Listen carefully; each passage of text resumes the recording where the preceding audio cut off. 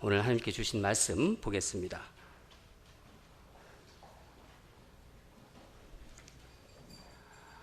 말씀 마태복음 22장 1절에서 14절입니다. 한 절씩 교독하고 마지막 절은 함께 읽도록 하겠습니다. 제가 가진 성경책 신약성경 36페이지에 있습니다. 예수께서 다시 비유로 대답하여 이르시되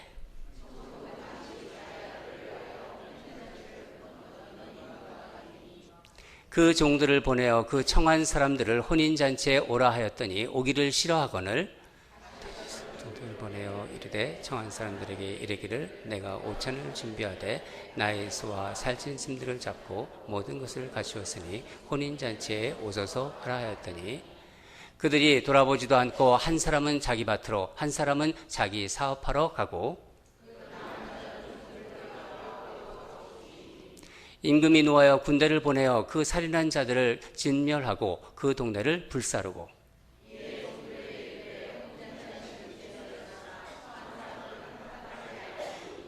내거리 길에 가서 사람을 만나는 대로 혼인잔치에 청하여 오라 한대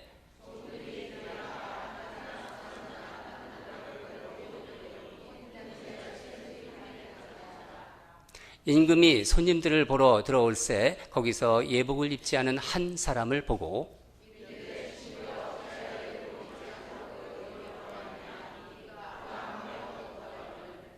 임금이 사환들에게 말하되 그 손발을 묶어 바깥 어두운 데에 내던지라 거기서 슬피 울며 이를 갈게 되리라 하니라.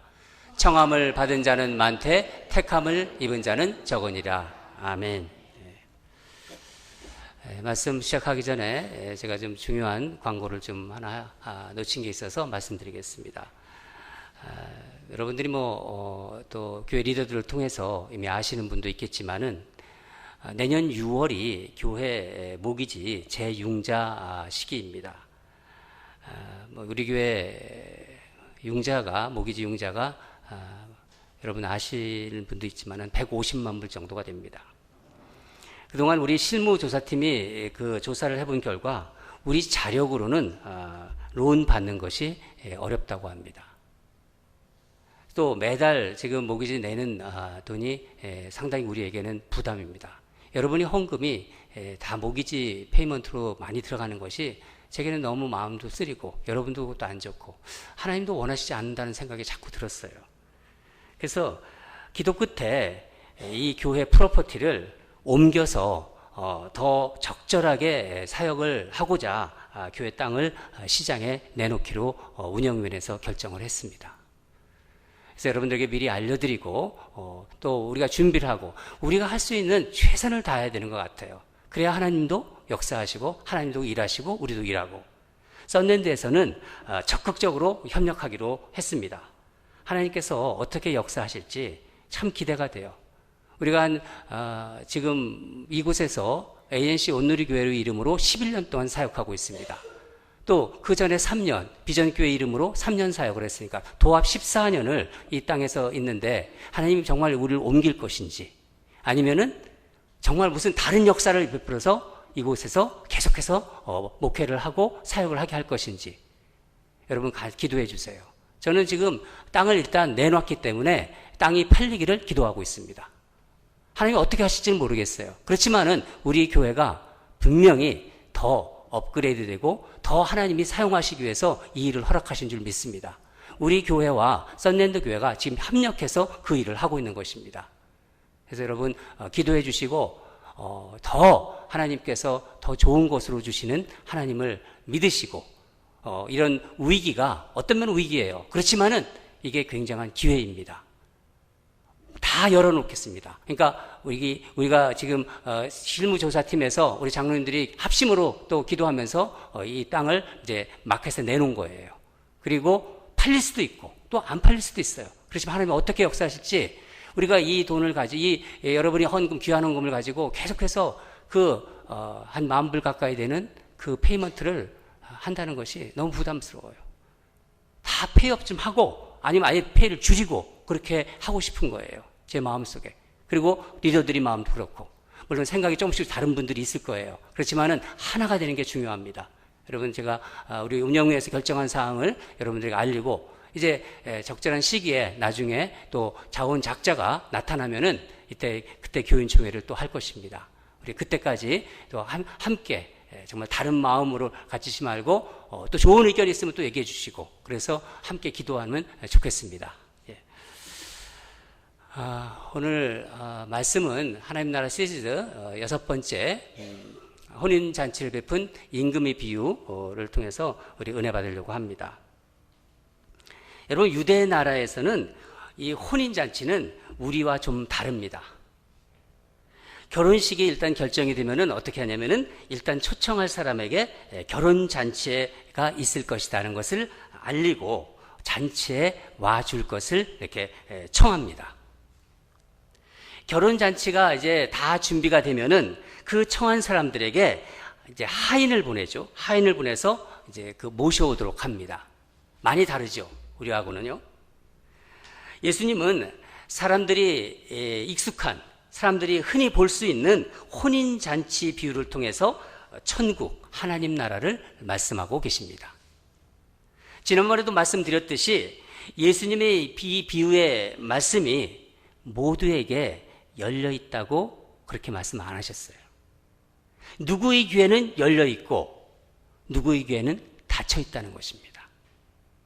오늘 이 비유 말씀을 듣는 여러분의 귀는 활짝 열려 있기를 바랍니다.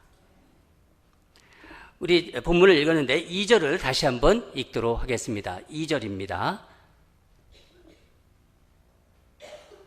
2절을 다시 읽겠습니다. 시작.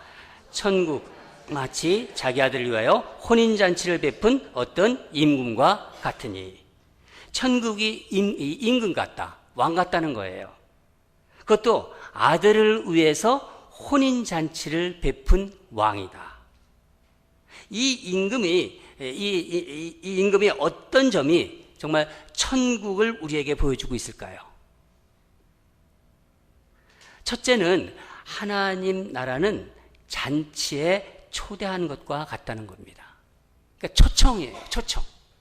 그것도 왕의 초청입니다. 그래서 기쁘고 즐겁습니다. 여러분, 이 천국을 우리가 나중에 또 먼 훗날 정말 죽어서 가는 천국으로 생각할 수도 있지만은 크게는 하나님 통치가, 하나님의 다스림이 이루어지는 모든 곳을 하나님 나라고도 할 수 있는 거예요. 또 작게는 하나님의 공동체, 즉 교회라고 볼 수도 있는 거죠. 하나님의 이름으로 모이는 공동체의 구성원이 되는 것, 한 사람이 되는 것. 또 그게 바로 우리가 성도로 불려지잖아요. 누구누구 성도, 누구누구 집사.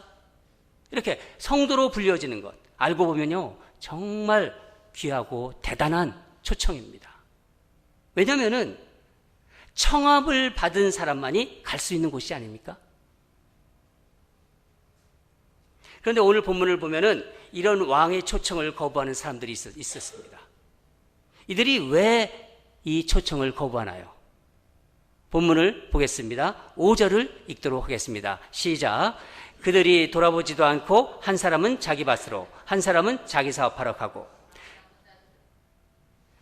그들이 초청에 응하지 않고 술집에 가서 술을 먹으러 갔다든가 나쁜 짓을 하러 간 건 아닙니다. 사실 농부에게 농사보다 중요한 일이 어디 있어요? 그렇죠. 농사인들이 가장 중요하지 않습니까? 또 장사하는 사람들에게, 비즈니스 하는 사람들에게 가게 문을 열고 물건을 팔고 이 장사하는 것, 비즈니스 하는 것보다 중요한 게 어디 있어요? 학생으로 말하자면은 이 공부하는 게 가장 중요하지 않습니까? 물론 그렇지 않은 학생들도 있지만은.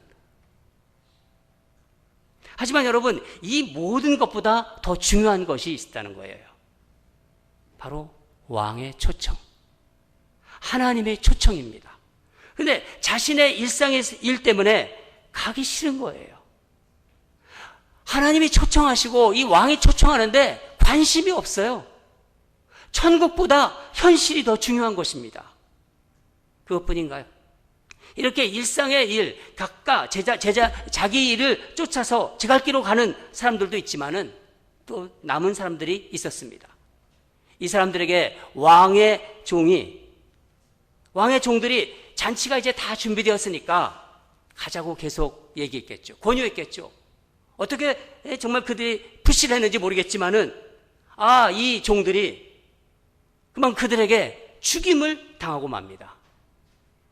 우리 본문을 볼까요? 다 같이 6절을 읽겠습니다. 6절입니다. 시작. 그 남은 자들은 종들을 잡아 모욕하고 죽이니. 잔치에 안 가면 그만이지 왜 초청하러 온 사람을 죽이기까지 하는 걸까요? 자기들이 일에 방해가 되기 때문입니다. 천국이 그들을 위협하기 때문이죠. 예수님께서 예루살렘에 들어오셨는데 이 예수님이란 존재, 예수란 존재로 가장 위협을 받은 사람이 누구일까요? 누가 제일 손해를 입고 그러니까 피해를 보고 있다고 생각했을까요? 예수님이 오셨어요. 예수님이 말씀을 전하세요. 예수님이 가르치세요. 근데 그것에 대해서 손해를 보고 피해를 당한다고 생각한 사람. 네, 지금 나왔습니다. 종교 지도자들, 특별히 대제사장과 바리새인들입니다.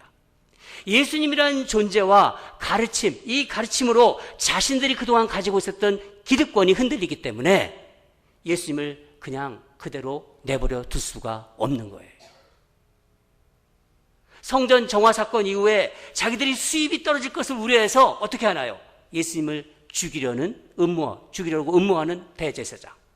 헤롯이 왜 아기 예수를 죽이려 했을까요?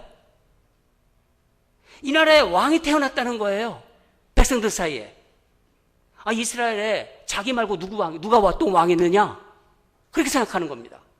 자기의 그 왕좌를 지켜야 하기 때문이죠.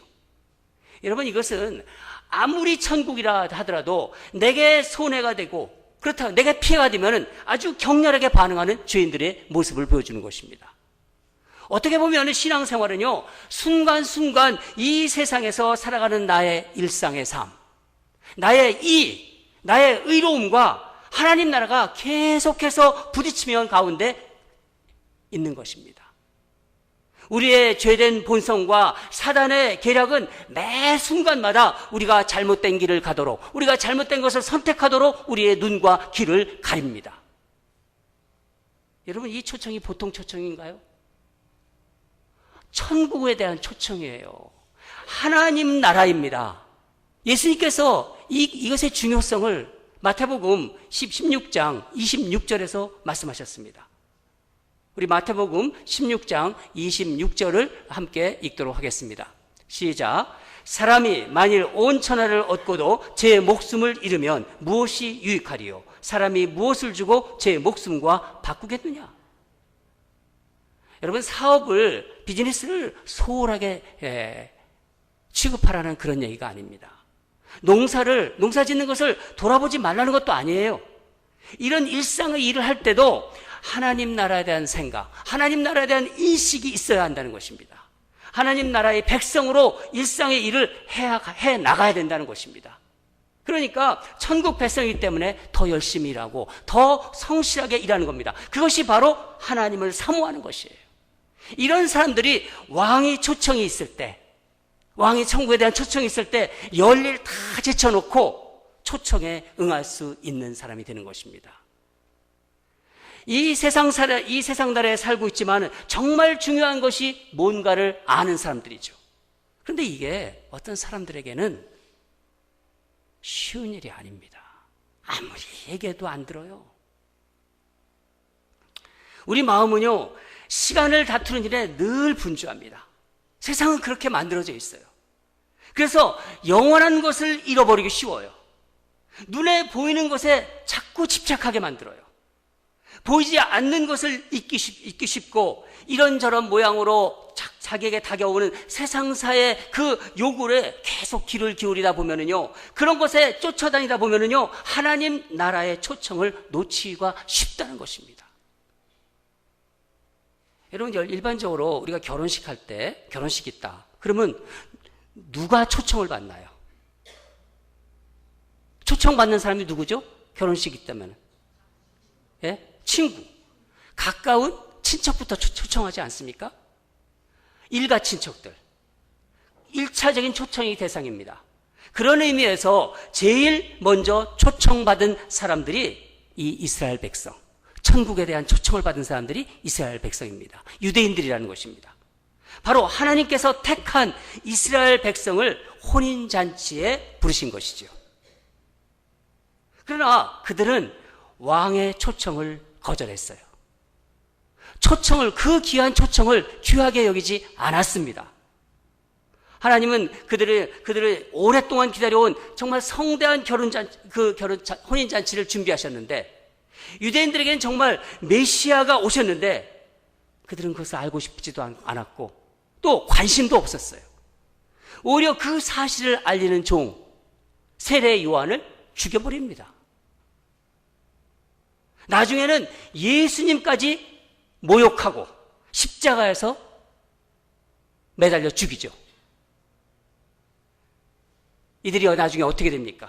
결국 임금의 진노를 받습니다. 왕의 진노를 받습니다. 우리 본문을 보겠습니다. 7절을 같이 읽도록 하겠습니다. 7절입니다. 시작. 임금이 노하여 군대를 보내어 그 살인한 자들을 진멸하고 동네를 불사르고. 신학자들은 여기서 동네를 불사른다는 이 말씀을 역사적으로 주후 70년에 일어난 로마 군대가 예루살렘 성전을 철저히 파괴한 것, 그것으로 보고 있습니다. 영적으로는 하나님의 초청에 응하지 않은 사람들에 대한 하나님의 심판을 말하고 있는 것입니다. 왕은 생각을 바꿨어요. 다른 부류의 사람들을 초청하기로 마음먹은 거예요. 그래서 종들을 이제 변두리로 동네로 보내서 누구나 잔치에 다 데려오라고 했습니다. 다 초청하라고. 만나는 대로 불렀습니다. 다 같이 9절과 10절을 읽도록 하겠습니다. 시작. 네 거리 길에 가서 사람을 만나는 대로 혼인잔치에 청하여 오라 한데 종들이 길에 나가 악한 자나 선한 자나 만나는 대로 모두 데려오니 혼인잔치에 손님들이 가득한지라. 예수님은 천국의 축복이 이스라엘이란 민족적인 그 한계를 벗어나 이제 세상의 모든 사람에게 확산된 것을 이렇게 비유로 말씀하고 계신 것입니다. 여러분, 시장 사거리에는 어떤 사람들이 있나요? 모든 사람들 있지 않습니까? 가지각색의 사람들. 보통 시민도 있지만은 거기에는 선한 사람도 있고 또 악한 사람도 있고, 건강한 사람이 있는 반면에 또 병이 들어서 그런 사람들, 다리 저는 사람도 있을 것이고 시각장애자도 있을 것이고 각양각색의 사람들이 그 시장 사거리에 있는 것입니다. 이들은 모두 왕의 초청에 응해서 잔치에 다 참여해요. 금방 연회장은 이들로 가득 차게 되었다는 것입니다. 그런데 이렇게 왕의 초청을 받고 연회장에 들어온 사람들 중에서 위기가 발생합니다. 돌발 사건이 일어났다는 거예요. 그 말씀을 보겠습니다. 11절부터 13절을 함께 읽겠습니다. 시작. 임금이 손님들을 보러 돌아올새 거기서 예복을 입지 않은 한 사람을 보고 이르되 친구여 어찌하여 예복을 입지 않고 여기 들어왔느냐. 아니 그가 아무 말도 못하거늘 임금이 사환들에게 말하되 그 손발을 묶어 바깥 어두운 데에 내던지라. 거기서 슬피 울며 이를 갈게 되리라 하니라. 그러니까 잔치에 초청받았다고 그냥 오는 것이 아니고 잔치에 오려면 뭐가 있어야 된다고요? 예복이 필요한 것입니다. 예복. 그런데 한 사람이 예복을 입지 않고 온 것이 큰 문제가 된 것이죠. 아니 길거리에서 너무 급하게 불려와서 집에 갔다 올 시간이 없어서 그냥 온 건지, 아니면 워낙 게으른 사람인지, 아니면 또 가난해서 예복이 없는 사람인지, 그럴 수도 있지 않습니까? 여러분, 근데 이 비유가 우리에게 무엇을 알려주려는 걸까요? 예수님은 왜 이 비유를 우리에게 알려주는가? 그게 중요하지 않습니까? 천국의 잔치에 참여하는 영광과 기쁨을 누리기 위해서는 평상시에 예복을 준비해야 된다는 것입니다. 그것도 왕의 잔치에 어울릴 만한 예복으로 그것이 어디에 나타나나요? 보통 우리가 요한계시록을 보는데 요한계시록 19장 8절에 세마포 같은 것으로 그 세마포는 무엇을 얘기하냐면은 성도의 옳은 행실이라고 합니다. 그래서 성도는 평상시에 자기의 생활을 위해서 노력해서 착한 행실로 짠 예복을 준비해야 합니다. 여러분, 자, 이렇게 제가 설교가 이제 마무리되면 분명하고 어떤 면에서 깔끔한 것 같아요. 여러분도 이 예복을 준비해야겠다 이런 생각이 들 거예요. 이 예복을 준비해야 내가 더 열심으로 준비해야겠다. 그런 결단을 하고 멋진 예복을 이제 준비해야겠다. 그런 의욕에 차서 이 예배당 문을 나서게 되겠지요. 실제 이렇게 이 예복을 해석한 설교자나 신학자들이 많이 있습니다. 근데 여러분, 좀 이상하지 않으세요? 저는 이 부분을 계속 묵상하는 가운데 이 예복이 도대체 무엇인가? 내가 행하는 착한 행실, 옳은 행실? 좀 그게 마음에 와닿지 않았어요. 만약에 자세히 보세요. 예복이 그렇게 필요한 것이라면은 애당초 내거리에서 사람들을 초청할 때, 사람들을 부를 때 예복이 있냐고 물어보는 것이 당연하신 거 아닌가요? 그렇지 않습니까? 예복이 그렇게 중요한 것이라면은 그걸 물어봐야 되잖아요. 모든 사람들이 아는 상식이라 물어보지 않은 걸까요?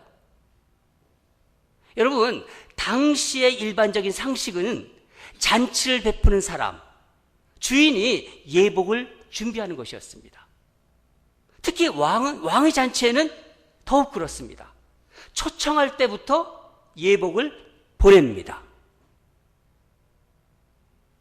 그 말은 초청된 사람들은 그냥 왕이 준비한 예복을 입으면 된다는 거예요. 그래서 길거리에서 초청된 사람일지라도 모두가 이 한 사람 빼고 다 예복을 입고 있는 거예요. 그런데 이 한 사람은 왜 예복을 입지 않고 있을까요? 왕이 준비한 예복이 떨어져서 그런가요?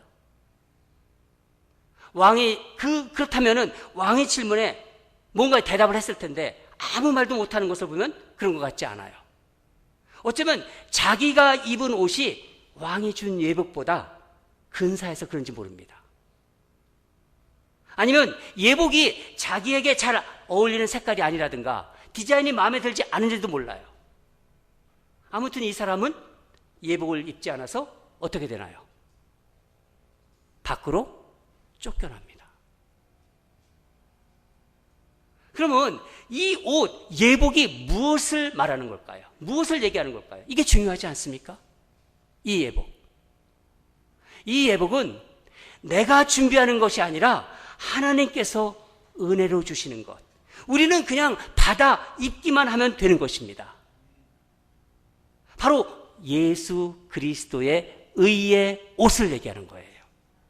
우리는 예수님께서 십자가에서 죽으심으로 이루신 그 의를 덧 입으면 되는 것입니다.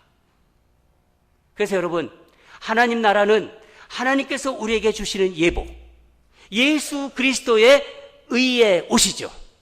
그 은혜의 옷을 입은 자들의 나라라는 거예요. 믿으시나요? 여러분이 예복을 준비하는 게 아니에요.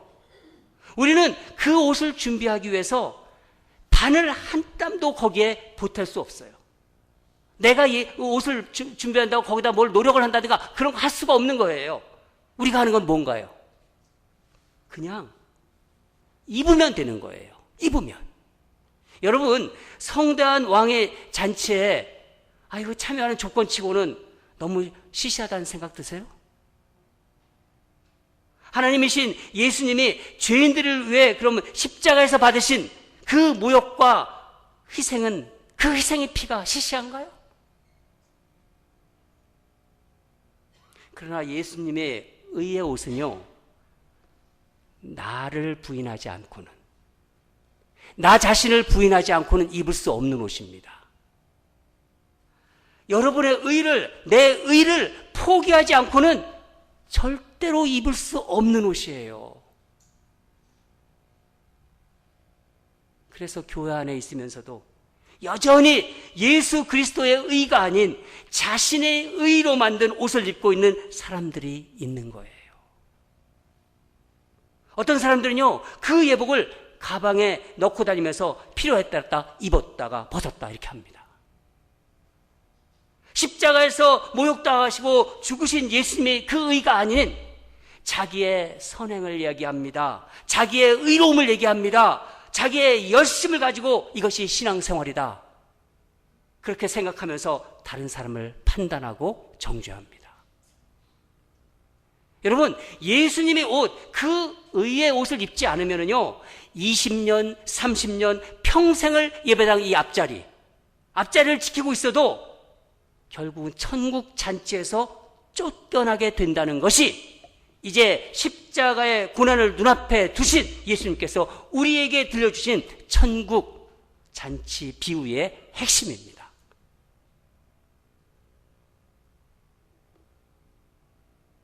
우리 주님께서 마지막 비유의 끝자락에 어떤 말씀을 하시는지 다시 한번 읽겠습니다. 다 같이 14절을 읽겠습니다. 시작. 청함을 받은 자는 많되 택함을 입은 자는 적으니라. 우리 눈에는 많은 성도들이, 많은 교인들이 많지만은 우리 눈에는 그것이 잘 안 보이지만은 하나님의 눈에는 예수의 의의 옷을 입지 않은 사람들이 보이는 거예요. 교회를 다닌다고 하더라도.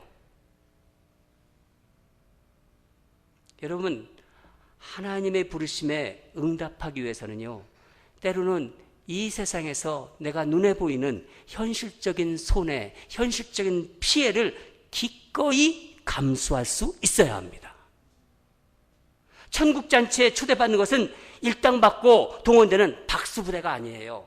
하나님은 그런 방식으로 천국잔치에 올 사람들을 초청하지 않습니다. 저는 가끔 제가 어렸을 때 시골에서 자랐거든요.